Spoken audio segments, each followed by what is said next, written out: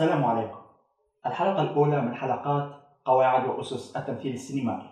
في هذه الحلقة سوف نتناول نقطتين. النقطة الأولى الممثل السينمائي تعريفه. النقطة الثانية أنواع الممثل السينمائي. الهدف من هذه الحلقة أنك أنت كمولع بالتمثيل السينمائي وكمهتم بهذا المجال وهذا العالم سوف تكون قادر على معرفة من هو الممثل السينمائي وماذا تحتاج لكي تكون ممثل سينمائي، وكذلك ستكون عارف أنواع الممثلين السينمائيين بحيث يمكنك أن تقرر أي نوعية من الممثلين تريد أن تكون. النقطة الأولى تعريف الممثل السينمائي. اختلفت التعريفات حسب المدارس. هناك من قال أن الممثل السينمائي هو تجسيد لفكرة، هناك من قال أنه تقمص، هناك من قال أنه تقليد للواقع أو اقتباس عن الواقع. بالنسبة لي أعرف لكم الممثل السينمائي فأقول الممثل السينمائي هو كيان متكون من شخصيتين. الشخصية الأولى هي شخصية تعلم، والشخصية الثانية هي شخصية لا تعلم. كيف ذلك؟ أنت كممثل أنت كيان، أنت تعلم أنك تمثل، أنت تعلم ماذا سيحدث في الفيلم، أنت قرأت السيناريو وتعلم ماذا سيواجهك، أوكي؟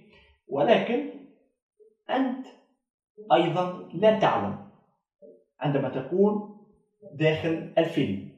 على سبيل المثال للتوضيح أكثر، ليوناردو دي كابريو في فيلم تايتانيك لجيمس كاميرون، ليوناردو دي كابريو كممثل هو يعلم ماذا سيقع، يعلم أنه سوف يغرم بيروز ويعلم أنه سوف يغرق في السفينة ويعلم أنه سيموت في النهاية. ولكن كجاك هو لا يعلم، كجاك الشخصية في الفيلم هو لا يعلم ماذا سوف يحدث. مفهوم الفكرة إن شاء الله. إذن الممثل السينمائي، أنت كي تكون ممثل سينمائي بارع ومحترف يجب أن تتمكن من تغليب الشخصية التي لا تعلم على الشخصية التي تعلم، لأني أنا كمشاهد أنا لا أعلم ماذا سيقع في الفيلم، ويجب أن أشعر أنك أنت أيضا كشخصية داخل الفيلم لا تعلم. إذا شعرت للحظة أنك تعلم ماذا سيقع لك سوف أشعر أنك تقوم بالتكلف في الفيلم، وسأشعر أنك لا تؤدي الدور كما ينبغي، وسأشعر أن هناك شيئا ما ناقص وتمثيل رديء. هذه النقطة سوف نتعمق فيها أكثر في الدروس القادمة ونشرحها. الآن نمر إلى النقطة الثانية. النقطة الثانية هي نوعية الممثل السينمائي. يمكن أن نقول هناك 3 نوعيات للممثل السينمائي، 3 أنواع. النوعية الأولى هي الممثل الطبيعي.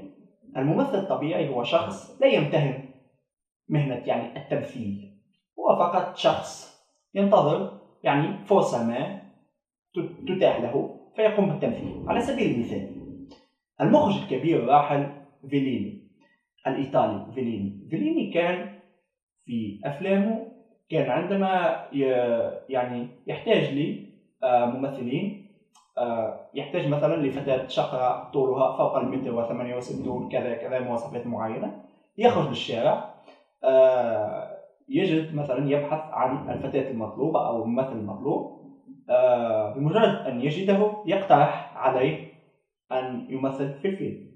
هو ليس ممثل، ولكنه لأسباب مثلا مميزات جسمانية تتماشى مع الدور أو لأسباب ما يتماشى مع الدور. كانت أغلب أفلام الممثل الإيطالي فيليني تسير على هذا النحو. أوكي، ننطلق إلى النوعية الثانية. النوعية الثانية هو الممثل الذاتي. الممثل الذاتي هو ممثل لا يستطيع أن يمثل جميع الأدوار، وإنما له دور واحد فقط يلتزم به. على سبيل المثال الممثل الأمريكي العالمي مثلا ستيفن سيغال.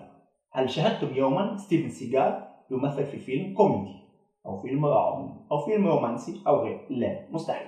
ستيفن سيغال يمثل إلا في الأفلام البوليسية، أفلام القتل، أفلام الجريمة وهذه الأفلام. على سبيل المثال مثال آخر، هل رأيتم يوما الممثل المكسيكي مثلا داني ريجو؟ رأيتموه مثلا يوما يمثل في فيلم رومانسي أو كذا، لا، دائما يمثل في أفلام العصابات المكسيكية وكذا وكذا وكذا. هؤلاء هم ممثلين، هو ممثل ذاتي له طباع وله شخصية وله مميزات تسمح له بالتمثيل في دور معين فقط. النوعية الثالثة هي ممثل الشخصيات. ممثل الشخصيات هو ذلك الممثل القادر على تمثيل أي دور يطلب منه. على سبيل المثال ليوناردو دي كابريو في فيلم The Revenant هو المنتقم، في فيلم تايتانيك هو العاشق، في فيلم شاتر آيلاند هو ذلك المجنون والمريض النفسي، في فيلم مثلا The Wolf of Wall Street هو المتحيل، وتختلف الأدوار. إذن ممثل الشخصيات هو ذلك الممثل الذي يكون قادر على تمثيل العديد من الأدوار، مثل ليوناردو، مثل جوني ديب، مثل نيكول كيدمان، مثل فيا فارميغا، مثل العديد من الممثلين قادرين على هذا. إذن إن شاء الله تكون وصلت الفكرة جيدا. من الآن إذا كنت مولع كثيرا بالتمثيل السينمائي وتريد أن تخطو خطواتك في هذا العالم، يمكنك أن تقرر ما إذا كنت تريد أن تصير ممثل ذاتي لك طباع معينة وشخصية معينة تؤهلك لتمثيل أدوار معينة، أو أنك بقطع النظر أو بغض النظر عن الدور أنت قادر على تمثيل جميع الأدوار التي تطلب منك، أو ربما تكون فقط ممثل طبيعي تنتظر الفرص وفقط بمؤهلاتك الحاضرة تدخل وتمثل في الدور بدون يعني أن تمتهن هذه المهنة أو كذا. إن شاء الله الحلقة خفيفة وإن شاء الله عامة الفائدة.